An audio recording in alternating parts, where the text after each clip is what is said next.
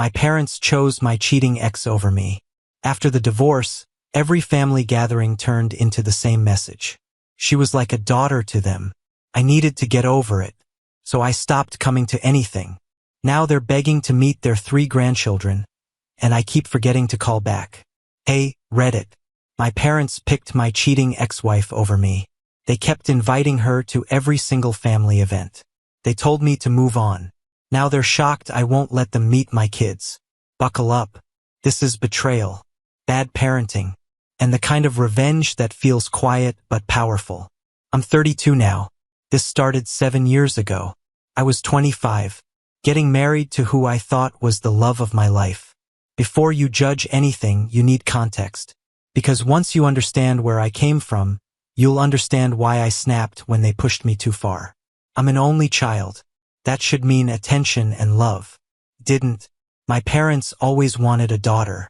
They made that clear my whole childhood. My mom talked about shopping trips, wedding planning, someone to do those things with. My dad joked that sons are fine, but daughters take care of you when you're old. It sounded small. It wasn't. I grew up hearing about everything we couldn't do because I was a boy. No tea parties, no dress shopping, no mother-daughter spa days, no daddy-daughter dances. It gets into your head. Every birthday, every Christmas, there was a quiet disappointment. I wasn't what they wanted. They were good in practical ways. I was fed, clothed, had a home, went to decent schools.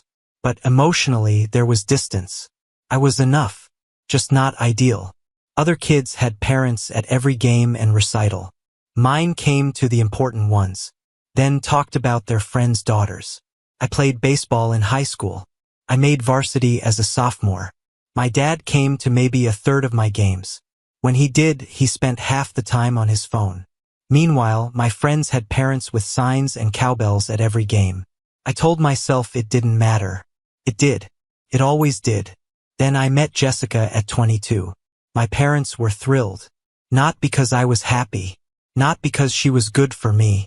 They were excited because they finally got their daughter. From day one, they treated her like their own. I became the guy who introduced her. That was it. We met at a mutual friend's party. She was gorgeous, confident, funny, out of my league. We talked for hours. She laughed at my jokes. She listened closely. She made me feel seen. Later I realized she was just very good at that. It helped her in sales. We started dating. Within a month, I introduced her to my parents. That was mistake number 1. The moment she walked in, it was effortless. Compliments to my mom about the house. Genuine interest in my dad's boring stories about municipal accounting. She brought homemade cookies she baked that morning. My mom pulled me into the kitchen with tears in her eyes. She said Jessica was perfect. Don't mess this up. From that point on, Jessica became the center of everything. My mom called her more than she called me. Plans were made without me. I'd come home from work and Jessica would already be at my parents' house for dinner. When I asked why I wasn't invited, my mom said she thought I was working late. Even when I wasn't, Jessica loved it. My mom and her talked for hours about recipes and decor. My dad taught her golf and took her out on weekends. I didn't even play. Family dinners slowly shifted. Everything became about Jessica's job as a pharmaceutical sales rep. Her opinions, her travel, her stories. I sat there quietly, passing the salt, watching my own family orbit around her. I'd sit there like a prop in my own life, occasionally getting asked to pass the salt. Jessica's own family was kind of distant. Her parents divorced when she was young. Both remarried quickly. She had step-siblings she didn't really know. Parents focused on their new families. I think that's why she latched onto my parents so hard.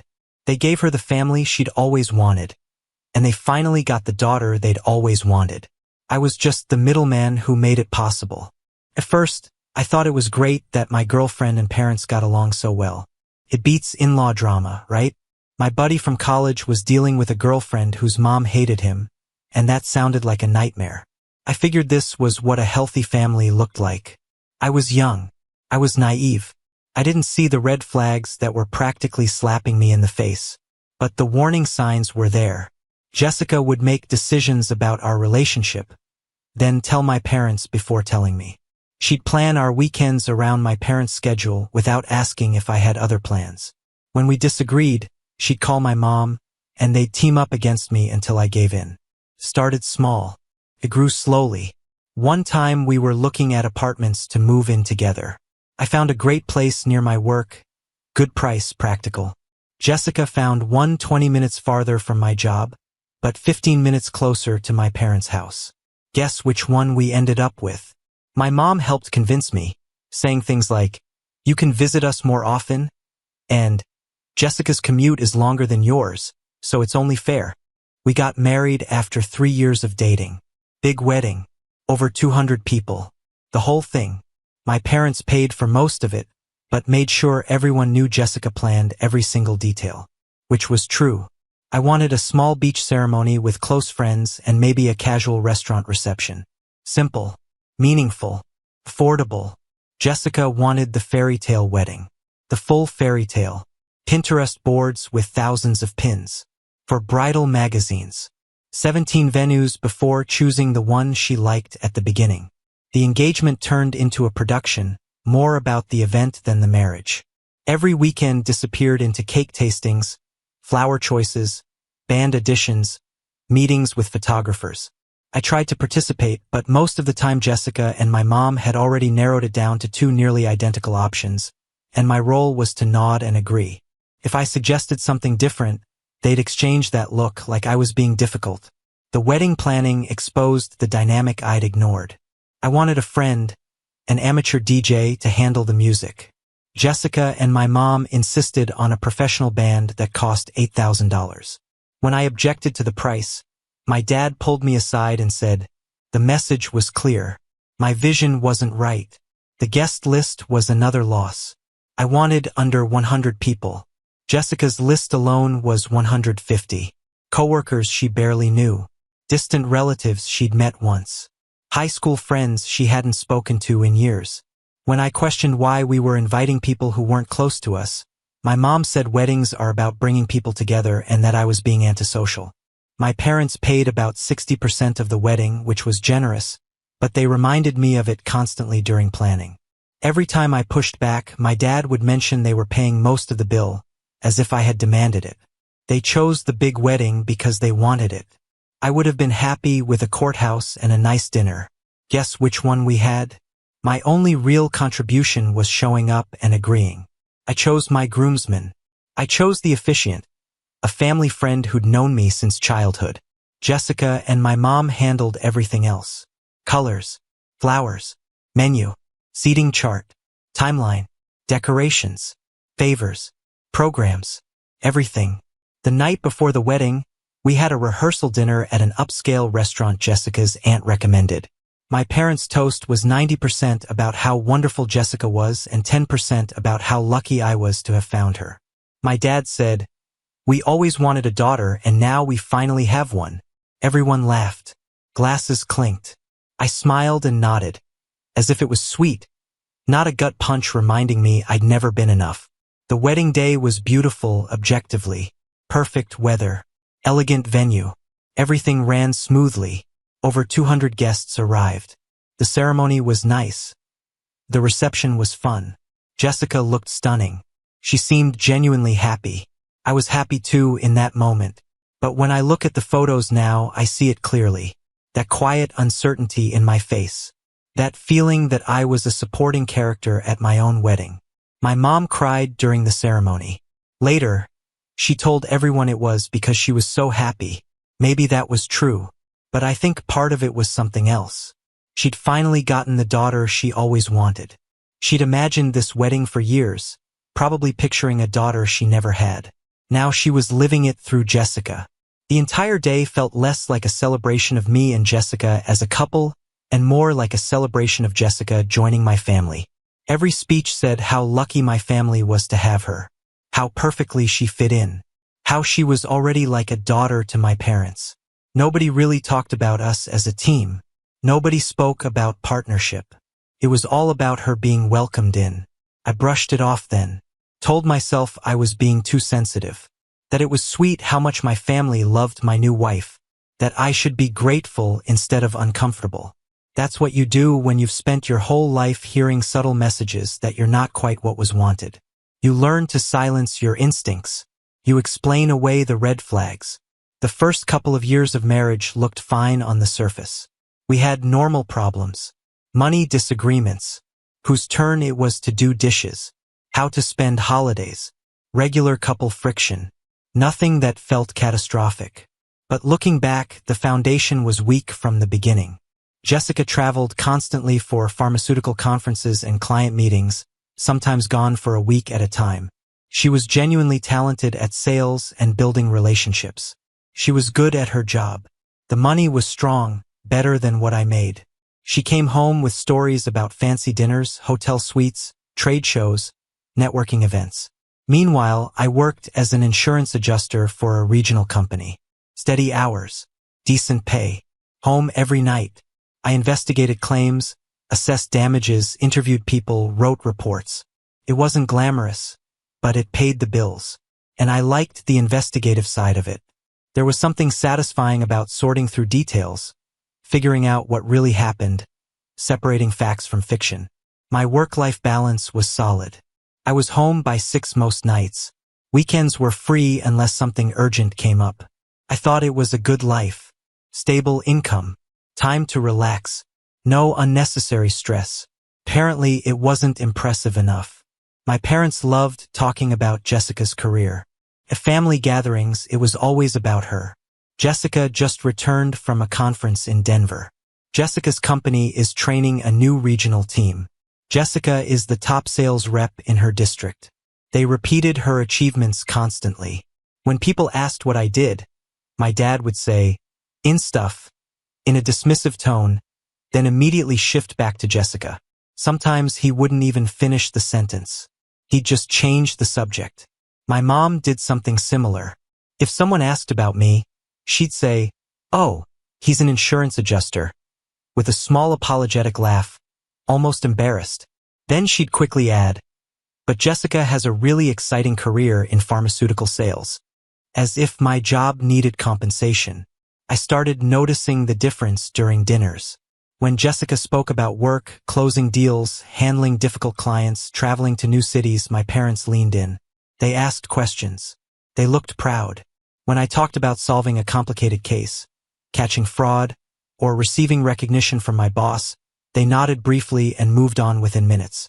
Eventually, I stopped sharing. Unless someone asked directly, which rarely happened. Why talk about your wins when no one listens? Around year 3, cracks began to show. Jessica became distant in a way that felt different. She was constantly on her phone, texting during dinner, stepping outside for calls she said were work-related.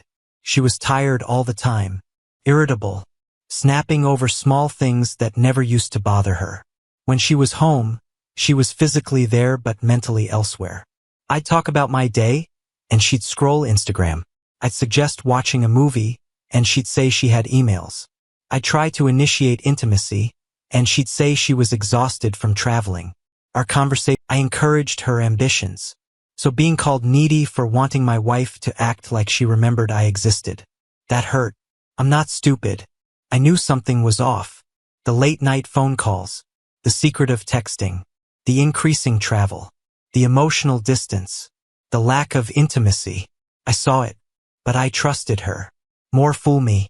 I told myself it was just work stress, that we were in a rough patch, that we'd come out stronger. That's the kind of optimistic lie you tell yourself when you don't want to face reality. I even tried to fix it, thought maybe we'd fallen into a rut, planned a surprise weekend trip to a bed and breakfast she'd mentioned wanting to visit. She canceled the day before because of a work emergency. I cooked her favorite meals when she was home. She'd take a few bites and say she wasn't hungry. I bought her gifts for no reason. She'd thank me absently and set them aside. My friends noticed the change in me, asked if everything was okay. I'd brush it off, make excuses. Marriages have tough seasons, right? Everyone goes through it. We'll figure it out. Looking back, I was lying to them, and to myself. Then came the night that changed everything. Jessica was supposed to be at a 3-day pharmaceutical conference in Chicago. She left Wednesday morning, kissed me goodbye at the door, said she'd call when she reached the hotel. She'd been excited for weeks, said it was important for networking, that there were seminars she wanted to attend. She called Wednesday night, sounded normal, told me about the hotel, other reps she met, the dinner reception. Thursday we exchanged short texts. Nothing unusual. I had no reason to doubt her. Then Friday night, around 11 p.m., my phone rang from a number I didn't recognize. I almost didn't answer. Something made me pick up. A woman named Linda. She said she was the wife of Jessica's coworker, Brian.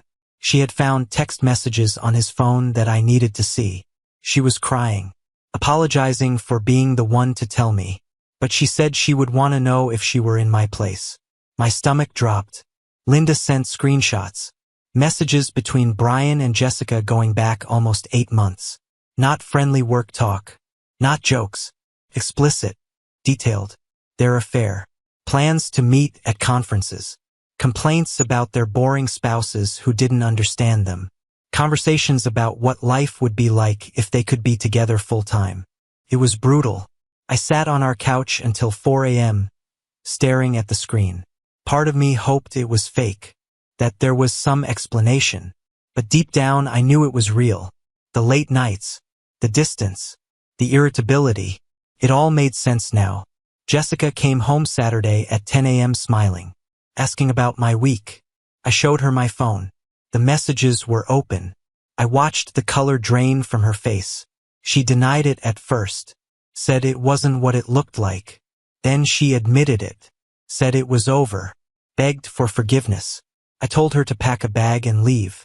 She cried, said she made a mistake, that she loved me, that we could fix it. I kept telling her to go. She finally left and stayed with her parents. I called a lawyer on Monday. Here's where it gets worse.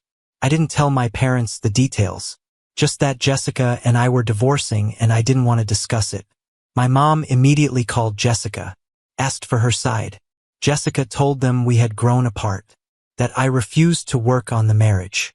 She painted herself as the one trying to save us. My parents believed her completely.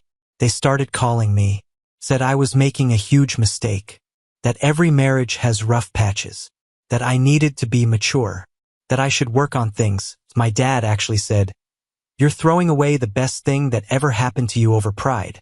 I told them she cheated on me. I showed them the messages. My mother said, "Well, you must have done something to push her to that. People don't just cheat for no reason." My dad said I was probably not paying enough attention to her with her demanding career, and that I needed to examine my role in the breakdown of the marriage. I'm not even kidding. My own parents blamed me for my wife having an 8-month affair. They made excuses for her, said everyone makes mistakes, said I was being too harsh, too unforgiving. My mom even said, "Jessica is like a daughter to me, and I know her heart is good." The divorce took about 4 months to finalize. Jessica fought me on everything through her lawyer, trying to get more money, claiming she deserved half of everything, even though we'd only been married 3 years and she earned more than I did. My lawyer was strong, and in the end it was a clean split. No kids, no house, just savings and possessions divided. During those 4 months, my parents stayed in constant contact with Jessica. They had her over for dinner. My mom took her shopping. My dad invited her to his golf club, and they told me about it. We had Jessica over Sunday, and she's doing so well. Jessica joined us at the club, and everyone asked about her. Felt like they were rubbing it in my face. I told them it was inappropriate and hurtful to keep a relationship with someone who cheated on me and destroyed our marriage. My mom said, "Just because you two couldn't make it work doesn't mean we have to lose our relationship with her. She's been part of our family for 6 years. 6 years. I had been their son for 25 years, and they chose my cheating ex-wife over me because they'd known her for 6 years. The final divorce papers were signed on a Tuesday in March. It was my dad's birthday. I remember that clearly. I texted my parents that it was finalized. My mom replied, "That's too bad. We were hoping you'd reconsider." That year was hard. I buried myself in work. I spent time with friends. I started going to the gym regularly. I tried to rebuild as a single man. My parents kept calling, always mentioning Jessica, her promotion, how well she was doing, how she asked about me. Felt intentional, like they wanted me to feel regret. So I started declining family invitations. Thanksgiving, I said I had to work. Christmas, I wasn't feeling well. Easter, I made up an excuse I don't even remember. Every time they were trying to get us back together. Over a year after she cheated. They believed that keeping us in the same space would fix everything. As if I was unreasonable for not wanting to stay married to someone who had an 8-month affair. I told them I was done. That I wouldn't attend any more family events if Jessica was invited. That they needed to choose. My mother laughed. Said I was being ridiculous and controlling. Said they could have relationships with whoever they wanted. So I made the choice for them. I stopped answering calls. Stopped replying to texts, except for one-word responses. Stopped visiting. Stopped engaging. If they wanted Jessica as their daughter, they could have her. I stepped away for about 2 years. We were basically estranged. They reached out on birthdays and holidays. I replied with a quick thank you. Nothing more. No apologies. No acknowledgement. Just the assumption that I was being petty and holding a grudge. During that time, I met Rachel. She was a nurse at a hospital where I was handling an insurance claim. We started talking in the cafeteria. She was different from anyone I dated. Genuine. Funny. No games. We took things slow. We'd both been hurt before. After about 6 months, I knew she was the one. I didn't tell my parents about Rachel for the first year. There was no point. They had already shown me where I stood. I wasn't going to bring someone I cared about into that environment. Rachel knew the situation. She was supportive. She said she understood, and she wouldn't push me to reconcile until I was ready.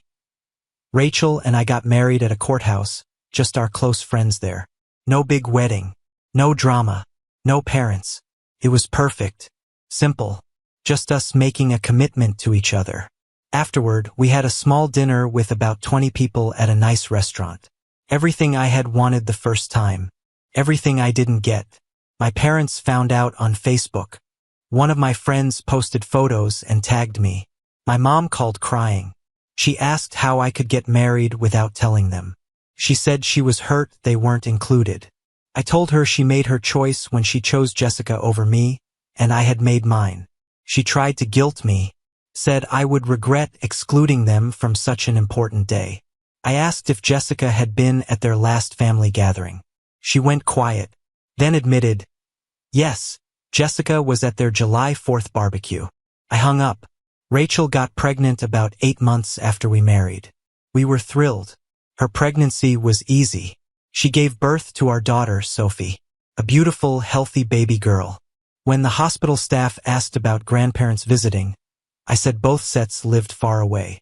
It was easier than explaining the truth. When Sophie was 3 months old, I posted one photo on Facebook. Me holding her. I just wanted to share the moment with friends who had supported me. Within an hour, my mom was calling. I didn't answer. She left a voicemail crying about having a granddaughter she'd never met and how unfair I was being. My dad sent a long text. He said they had made mistakes. But family was family, and their granddaughter deserved to know them. I didn't respond. They sent cards with money for Sophie. I donated the money to charity and threw the cards away. I want to be clear. I wasn't keeping Sophie from them out of spite. I was protecting my daughter from people who had shown me exactly who they were when it mattered. They blamed me for being cheated on. They kept a relationship with the woman who betrayed me. They chose someone they had known for 6 years over their own son. Why would I let people like that influence my child? Rachel and I had twin boys 2 years after Sophie. Jack and Noah. My parents found out the same way through Facebook. More voicemails. More guilt trips. My mom sent an email saying she was heartbroken that she had 3 grandchildren she'd never met and that I was being cruel. I finally replied. I wrote everything. How they blamed me for Jessica's affair. How they stayed close to her for years after the divorce. How they kept inviting her to family events and told me to get over it. How they never apologized. How they chose her over me again and again. and how I would not expose my children to people who treated their father that way. My dad replied that it was in the past and I needed to move on, that they had stopped seeing Jessica over a year ago, so everything was fine now, as if the only problem was contact with her, not the deeper betrayal. I didn't answer. There was no point. They didn't understand, and they probably never would. Now Sophie is 5. The twins are 3. We live about 2 hours from my parents. Close enough to visit if there were a relationship. Far enough that we won't accidentally run into them. Rachel's parents are incredible grandparents and fill that role perfectly. My kids don't know my parents exist. And they're not missing anything. Over the past 6 months, my parents have intensified their efforts. Calls, texts, emails, letters. They want to meet their grandchildren. They say they're getting older, running out of time. My mom sent a letter about health scares. She wants to make amends before it's too late.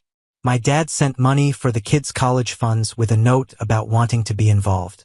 I keep saying I'll call them back. I tell Rachel I need to think. I save their voicemails to listen later. I put their letters in a drawer, meaning to read them someday. Somehow I keep forgetting. Must be getting forgetful in my old age. The guilt trips have changed. They've started messaging my friends on Facebook, asking them to remind me how important family is. My aunt calls every few weeks, saying my parents are heartbroken and I'm being too harsh. My cousin sent a long message about forgiveness and how everyone makes mistakes. What they don't understand is that I did forgive my parents. I forgave them so I could move forward and build a good life. But forgiveness doesn't mean reconciliation. It doesn't mean access. It doesn't mean pretending their choices didn't reveal who they are. My mom's latest voicemail said she ran into Jessica, who would choose appearances and their own comfort over their child's well-being. My parents taught me something important. People show you who they are if you pay attention. They showed me I was disposable to them, that their idea of a daughter mattered more than their actual son, that keeping a comfortable social dynamic was more important than loyalty to family. So yes, they want to meet their grandchildren. They want to be part of our lives. They send gifts, cards, money. They leave tearful voicemails about running out of time. They ask relatives to pressure me into forgiveness, and I keep forgetting to call them back. Sophie recently asked if she has grandparents on my side. I answered honestly in a way a 5-year-old could understand. I have parents, but we don't talk to them because they weren't very kind to Daddy when he needed them. She accepted it with simple childhood logic and immediately asked if we could have ice cream instead. We did.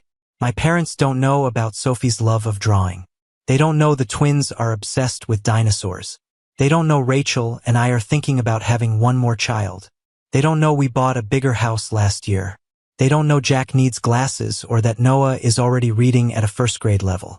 They don't know Sophie wants to be a veterinarian when she grows up. They know none of it because they made their choice 7 years ago, and I made mine in response. The difference is I can sleep peacefully with mine. Last week, my dad sent an email with photos of him and my mom. They've aged. My mom's hair is completely gray now. My dad has lost weight.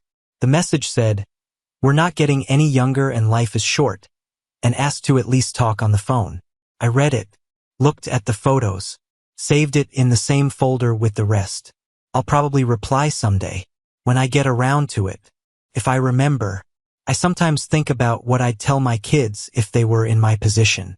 If someone they loved betrayed them, and others they trusted took the betrayer's side, blamed them, stayed close to the person who hurt them, told them to move on and stop being difficult. I tell them they don't owe those people anything. That blood doesn't give anyone automatic access to your life or your children. That forgiveness doesn't mean restoring a relationship. That sometimes the healthiest choice is walking away, even from family. I tell them what I tell myself. You protected yourself. You built a beautiful life without them. You don't owe anyone access just because they decided they want it now. My parents had every chance to be part of my life. They chose Jessica instead, again and again, for years. They didn't choose me when it mattered. They don't get to demand I choose them now that it's convenient. Rachel and I talked about it after the kids were asleep. She asked if I thought my parents understood why I cut contact. I told her the truth. I don't think they do. They probably see themselves as the victims of my stubbornness. They probably tell people their son won't let them see their grandchildren over some old disagreement. They probably describe me as the one holding a grudge. And I'm okay with that. Let them have that version. I know the truth, and so do the people who matter in my life. My kids are happy. Rachel and I have a strong marriage built on respect and loyalty. We have good friends and a peaceful home. No drama. No people who make us feel small or unsupported. Just stability. That's worth more than pretending everything is fine with people who showed me I couldn't rely on them when it counted.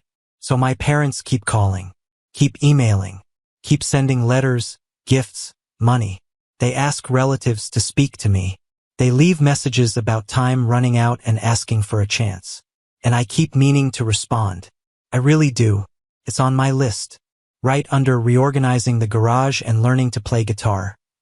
Important stuff I'll definitely get to eventually. Any day now. I'm sure I'll remember soon. The irony isn't lost on me. For years, they told me to get over what Jessica did. To forgive. To move on. To not hold grudges. And now they can't understand why I can't just get over what they did. Why I can't forgive and move on from them choosing her over me again and again. I followed their advice. I did get over it. I did move on. I built an entirely new life without any of them in it. I'm just not sure that's the outcome they were hoping for when they gave me that advice. My mom texted yesterday asking if we could at least video chat so she could see the kids. I read it while Sophie showed me her latest drawing of our family. Me, Rachel, her, and her brothers, all holding hands under a rainbow. It was beautiful, simple, complete. I showed Rachel the message. She squeezed my hand and said whatever I decided. She supported me. I looked back at the drawing, looked at my daughter's proud smile, thought about my boys in the next room building a block tower together. This is my family, the one I built, the one I protected by making hard choices, the one that exists because I decided my kids deserved better than what I had growing up.